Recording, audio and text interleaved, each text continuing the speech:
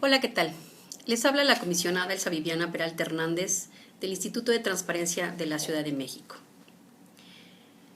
Este día hablaremos sobre un tema importante y que ha sido de mucha utilidad y relevancia durante el tema de la contingencia, la geolocalización.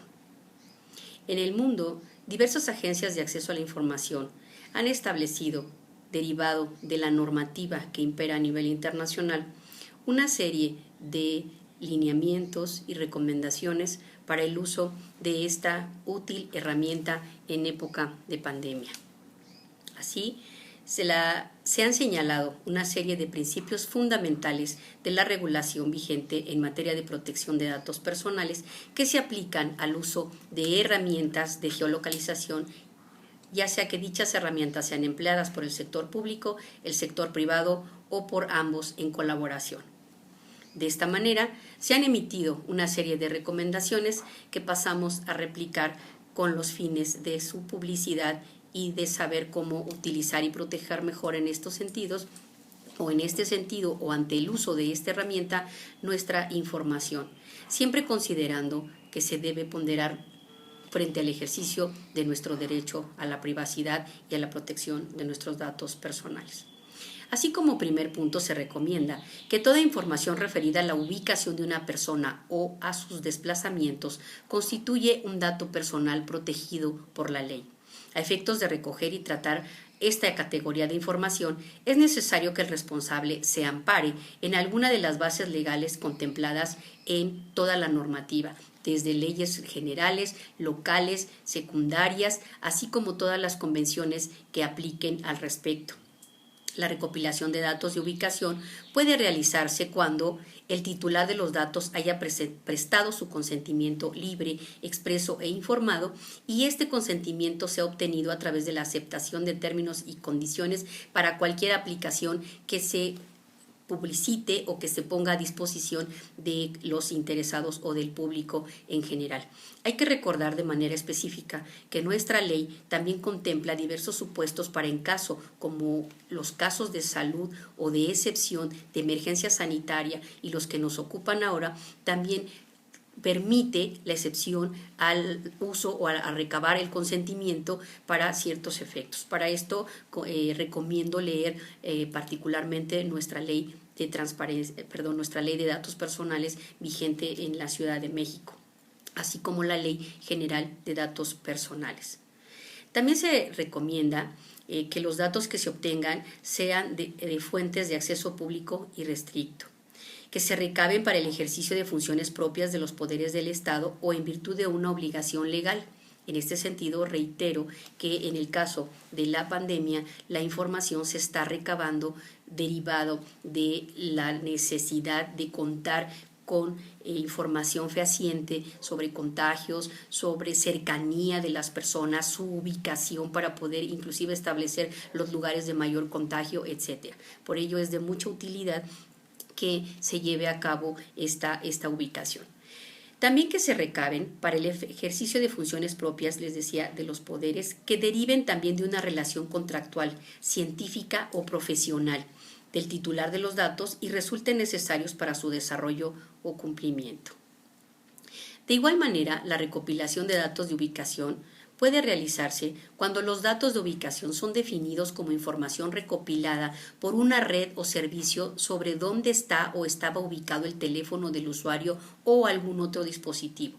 Por ejemplo, sería posible rastrear la ubicación de un teléfono móvil a partir de los datos recopilados por las estaciones base en una red de telefonía móvil. Los datos de ubicación pueden inferirse por GPS, que es el sistema de posicionamiento global, por torres de celdas, operadores de telefonía móvil, por redes Wi-Fi, por Bluetooth o una combinación de señales. Estos datos pueden estar en poder de proveedores de servicios de telecomunicaciones que prestan servicio central para tener conexión, por proveedores de servicios de Internet o por servicios de valor agregado, tales como aplicaciones bajadas por el usuario, quien presta su consentimiento sobre el procesamiento de datos de tráfico o datos de ubicación. Los organismos estatales estarán autorizados a realizar el monitoreo siempre y cuando lo hagan en el ámbito de su competencia, Dicha competencia deberá ser interpretada en sentido estricto y no amplio. Cuando no cuenten con esta autorización, el monitoreo deberá ampararse en otra base legal alternativa, tal como el consentimiento.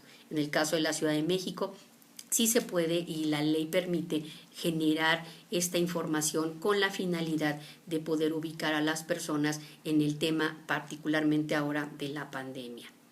Para la cesión de datos referidos a la ubicación de una persona y o sus desplazamientos entre organismos públicos, no se requiere el consentimiento del titular de los datos en la medida en que el cedente haya obtenido los datos en ejercicio de sus funciones. Esto corrobora lo que estoy diciendo. El cesionario utiliza los datos pretendidos para una finalidad que se encuentra dentro del marco de su competencia y, por último, los datos involucrados sean adecuados y no excedan el límite de lo necesario en relación a esta última finalidad. Los responsables del tratamiento de datos personales pueden utilizar o realizar actividades de monitoreo si los datos se encuentran disasociados, en cuyo caso no resulta aplicable el hecho de que el dato disasociado no es un dato personal. El dato de ubicación será considerado disociado cuando el procedimiento que deba aplicarse para lograr su identificación con una persona requiera la aplicación de medidas o plazos desproporcionados e inviables. Cuando el monitoreo esté autorizado por el consentimiento del titular de los datos, el responsable del tratamiento de datos personales debe darle al titular la oportunidad de revocarlo en cualquier momento. Para monitorear o seguir la geolocalización de una persona, los responsables del tratamiento de datos personales deben respetar en todo momento el principio de calidad del dato, previsto en nuestra ley. ¿Qué implica esto? Pues que los datos personales que se recojan para los efectos del tratamiento deben ser ciertos, adecuados, pertinentes y no excesivos en relación al ámbito y finalidad para los que se hubieran obtenido. En el caso concreto del monitoreo o el seguimiento de geolocalización, este debe limitarse a finalidades asociadas a paliar, como en este caso, los efectos del COVID, y no debe interferir arbitrariamente en la privacidad de la persona que es objeto del monitoreo. Recordemos que todo esto se puede realizar inclusive sin el consentimiento de las partes, dada la contingencia y por cuestiones de sanidad, para preservar la vida de la persona, que hay que ponderar también el derecho entre esta vida y su vida privada, y obviamente la vida como tal es lo que se debe privilegiar, considerando que si no hay vida, pues no hay dato. La recolección de datos no puede hacerse por medios desleales, fraudulentos o en forma contraria a las disposiciones de la ley. El monitoreo debe hacerse al descubierto, informando en todo momento a la población. Para esto hemos trabajado de manera fehaciente y muy de la mano con la Agencia Digital para cuidar que toda la normativa y los documentos, el documento de seguridad, el aviso de privacidad y toda aquella documentación que debe generarse y también que debe ponerse a consideración de los particulares, contenga todos estos supuestos legales que permiten realizar estas actividades sin menoscabo de la privacidad. Los datos objeto de monitoreo no pueden ser utilizados para finalidades distintas o incompatibles con aquellas que motivaron su obtención. El monitoreo no puede ser extendido a otras finalidades que no se relacionen con mitigar los efectos del COVID-19. Esto es en función de la pandemia, recordemos. Estamos haciendo uso de esta tecnología que se ha demostrado que es muy útil para prevenir y ahora sí que contener este tema, y por ello es que se está dando se está privilegiando ese uso con estas finalidades. Los datos deben ser exactos y actualizarse en el caso de que ello fuere necesario. Es indispensable que la herramienta sea precisa y que no dé lugar a errores que puedan generar un efecto negativo o perjudicar un derecho del titular de los datos. Los datos total o parcialmente inexactos o que sean incompletos deben ser suprimidos y sustituidos o, en su caso, completados por el responsable del archivo o base de datos cuando se tenga conocimiento de esa inexactitud o carácter incompleto de la información de que se trate. Recordemos que también las personas pueden en algún momento corregir rectificar, inclusive oponerse al tratamiento de esta información o pedir cuando ya no sea necesario la cancelación de la misma. Los datos deben ser almacenados de modo que permitan el ejercicio, y esto va de la mano con lo que les estoy diciendo, de los derechos ARCO, de acceso, rectificación, cancelación, oposición y además la supresión de datos personales.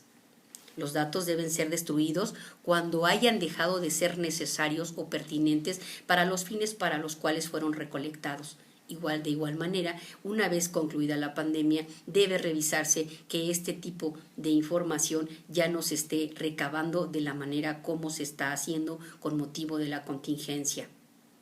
Cuando el monitoreo haya sido revocado por el titular de datos o cuando su finalidad haya sido cumplida. En este sentido, también deben de eliminarse o destruirse.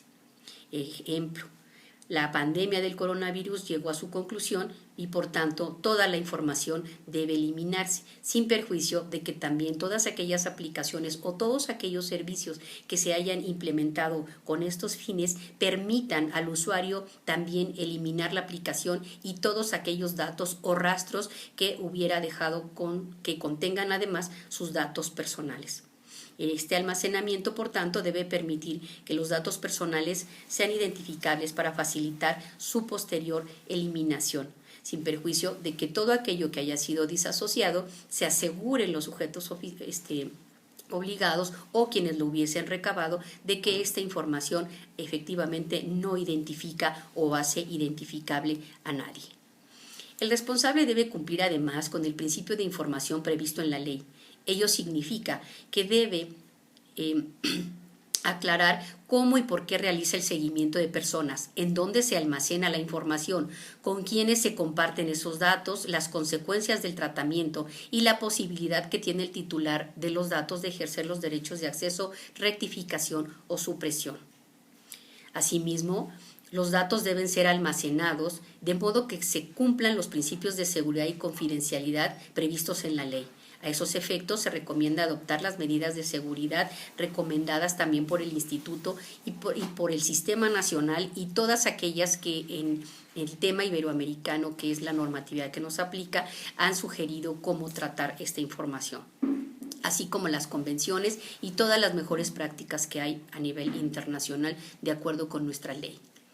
También se debe tener en cuenta que el monitoreo de la ubicación y o los desplazamientos de una persona tienen el potencial de afectar tanto a la privacidad como otros derechos de los titulares de los datos.